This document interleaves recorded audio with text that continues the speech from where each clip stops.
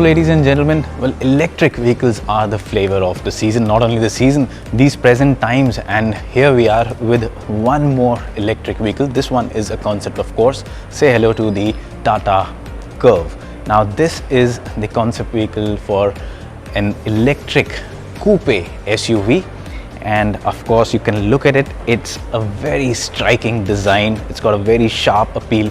Now this car is not something which is a production, let me repeat, it's just a concept form giving an indication as to what we can expect from the forthcoming electric vehicle, the electric SUV from Tata Motors in about 2 years from now. Now getting back to this design, of course, you can see the name Curvv. Now you might be thinking, why is it called Curvv? It's all about sharp creases and edges, and the reason why it's called Curvv is because of the roof line, the arch that you get on the roof line.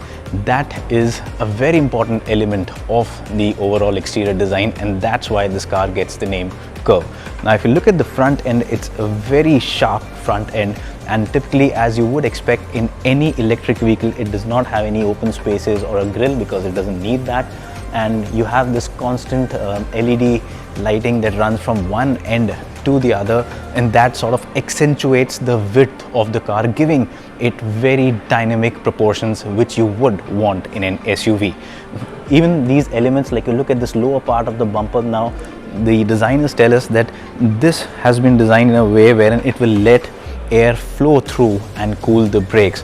It also has some very interesting elements. If you look at this lighting concept, again, this looks really neat, and I'm not sure if this would actually make it to the production vehicle in the same format, but as of now it looks very smart. You've got again places when you've got this air dam here, so then air can pass from this part of the bumper on both ends. You've also got passage for the air beneath this part on the bonnet, and of course there's passage for the air on the C-pillar. All of these contribute to a more sleeker aerodynamic profile, thereby reducing the coefficient of drag and of course increasing the range, which is a very important factor for any electric vehicle.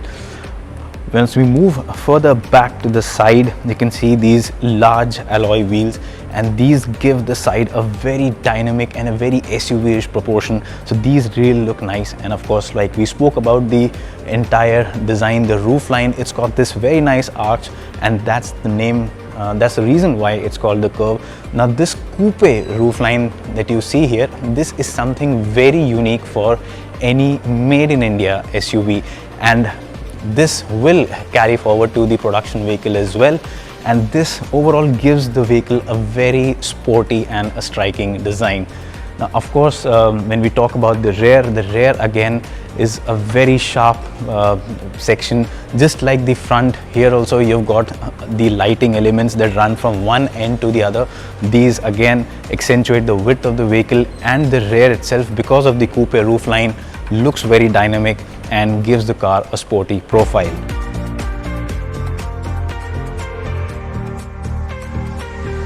Now, one of the biggest questions that a lot of people have when you see a coupe roofline is that whether the rear seat space, especially the headroom, will get compromised. But that doesn't appear to be so with the Curvv, at least in the concept form, and there's been a lot of design changes to do that. In fact, the entire, if you look at this wheel, the wheelbase, it has been designed, it has been moved further to ensure that the headroom does not get compromised.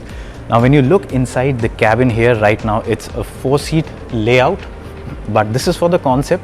The production variant will have a 5-seat layout, but Tata Motors is saying they're getting very interesting feedback on this 4-seat layout, so you never know, there might just be a limited run of cars with this interesting 4-seat layout as well. Now getting to the cabin, again you can see it's a very clean and clutter-free cabin.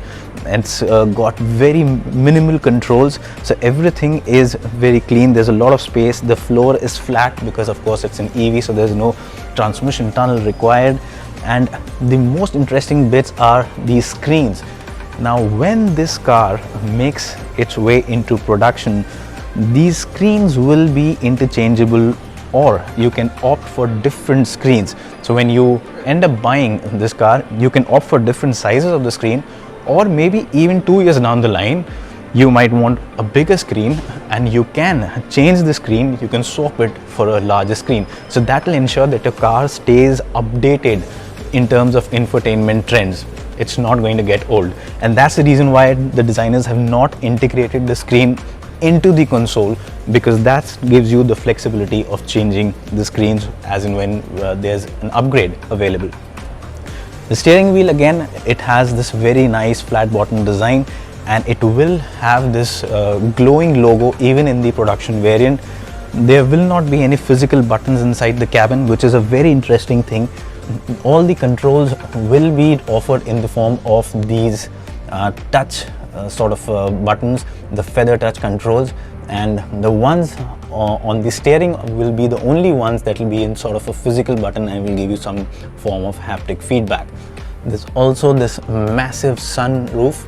It's a panoramic sunroof, and the production variant is expected to retain a panoramic sunroof.